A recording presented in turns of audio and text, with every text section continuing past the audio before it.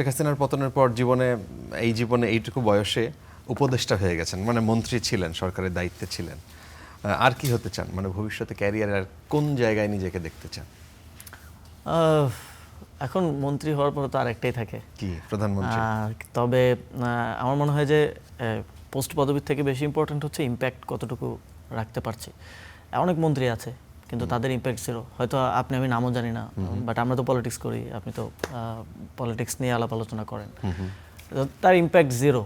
সে মিনিস্ট্রিতে বসে আছে, ক্লারিক্যাল কাজ করছে, মানুষের জন্য কিছু করতে পারছে না, বা তো মন্ত্রী হয়ে তো লাভ নেই আসলে। মাঝে মধ্যে প্রধানমন্ত্রী হয়ে যদি কোনো ইম্প্যাক্ট না রাখতে পারি তাহলে তো আসলে লাভ নেই। তো ওইটা ইম্পর্টেন্ট। অনেক সময় মন্ত্রী প্রধানমন্ত্রী কোনো পলিটিক্যাল অফিস হোল্ড না করেও অনেক বেশি ইনফ্লুয়েন্সিয়াল হয়ে ওঠে, অনেক বেশি পরিবর্তন নিয়ে আসতে পারে। আমার ক্ষেত্রে ব্যক্তিগতভাবে সবসময় ইম্প্যাক্ট রাখতে পারাটা, পজিটিভ ইম্প্যাক্ট সোসাইটিতে রাখতে পারাটা, পলিটিক্সের মাধ্যমে রাখতে পারাটা, এটা ম্যাটার করে।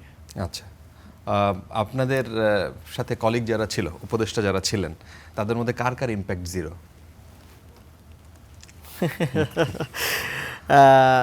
তারা এক সময় আমার কলিগ ছিলেন। আই থিঙ্ক যে এটা বলা ঠিক হবে না। একেবারে জিরো সেরকম নাই, ছোটোখাটো হয়তো কেউ ওইভাবে কাজ করতে পারেন না। আবার অনেকে অন্তর্বর্তী সরকারের স্বাভাবিকভাবেই সবাই তো পলিটিক্যাল ছিলেন না, পলিটিক্যাল ফেস ছিলেন না। অনেকে অনেক ব্যাকগ্রাউন্ড থেকে এসছেন, ডিফারেন্ট ব্যাকগ্রাউন্ড থেকে এসছেন। ফলে একটা পলিটিক্যাল অফিস ম্যানেজ করাটা হয়তো অনেকের জন্য ভুল ত্রুটি আমাদেরও আছে, আমাদেরও হয়েছে। কিন্তু অনেকের জন্য ওই একটা মন্ত্রী বা উপদেষ্টা তো একটা পলিটিক্যাল পোস্ট, আলটিমেটলি এটা একটা পলিটিক্যাল পোস্ট। তো ওইটা ম্যানেজ করাটা টাফ হয়ে গেছে। আপনি দেখবেন যে একটা ট্রেন্ড ছিল যে অন্তর্বর্তী সরকারের অধিকাংশ উপদেষ্টাই মিডিয়ার সামনে আসতে চাইতেন না। তো একটা পলিটিক্যাল পোস্ট হোল্ডারকে অবশ্যই মিডিয়ার সামনে আসতে হবে, সে কী করছে না করছে এটা তো বলতে হবে। তো একটা শাইনেস একটা ছিল।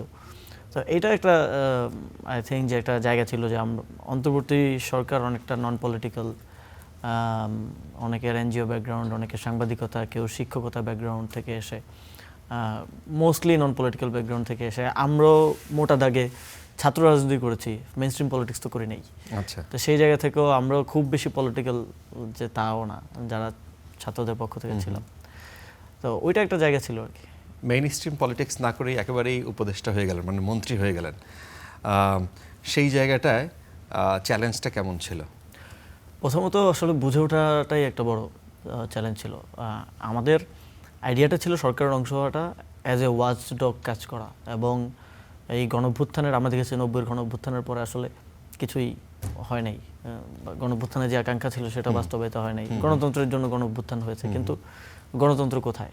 তারপরেই 96-তে একটা আন্দোলন করা লাগলো নির্বাচনের জন্য। তার মানে তো এটা ফেল করে গেছে একটা পর্যায়ে। তো আমাদের একটা লার্নিং ছিল যে এই যে যাদেরকে আমরা আনতেছি বা যারা আসতেছে উপদেষ্টা হয়ে, তারা আসলে কতটুকু গণঅভ্যুত্থানটাকে ধারণ করবে, তারা আসলে কতটুকু সামনের চ্যালেঞ্জগুলোকে মোকাবেলা করতে পারবে পলিটিক্যালি গণঅভ্যুত্থানের পক্ষে থেকে, সেটা নিয়ে একটা সন্দেহের জায়গা ছিল। যেহেতু তাদেরকে আমরা পার্সোনালি খুব কম মানুষকে চিনতাম, সোশ্যালি হয়তো চিনতাম, তারা অনেক সোশ্যাল ফিগার, অনেকের অনেক এক্সপিরিয়েন্স আছে, কিন্তু সেই জায়গা থেকেই অ্যাজ এ ওয়াচ ডগ কাজ করা। ইভেন মিনিস্ট্রি দায়িত্ব যে নিতে হবে এটাও বুঝিনি প্রথমে। জাস্ট এই দায়িত্ব কি নিতে হলো না কেউ চাপিয়ে দিল? কে আপনাকে কল করলো? বলতে যারা উপদেষ্টা হচ্ছে সবাইকে তো কিছু না কিছু দায়িত্ব নিতে হচ্ছিল এবং হতো, কারণ মিনিস্ট্রি প্রায় 44-45টা বাংলাদেশে। প্রথম দফায় উপদেষ্টা হলো 15 জন না 17 জন। তো একাধিক করে দায়িত্ব নিতে হচ্ছে এরকম পরিস্থিতিতে। তো তখন এই আমাদেরকে জানতে চাওয়া হলো যে আমাদের ইন্টারেস্ট জায়গা কি, বা কোন জায়গাটায় কাজ করতে পারবো। তো ওইভাবেই পরবর্তীতে মিনিস্ট্রি বন্টনের ক্ষেত্রে প্রথমে তো আমি যুব ক্রীড়া মন্ত্রণালয়ের দায়িত্বে ছিলাম।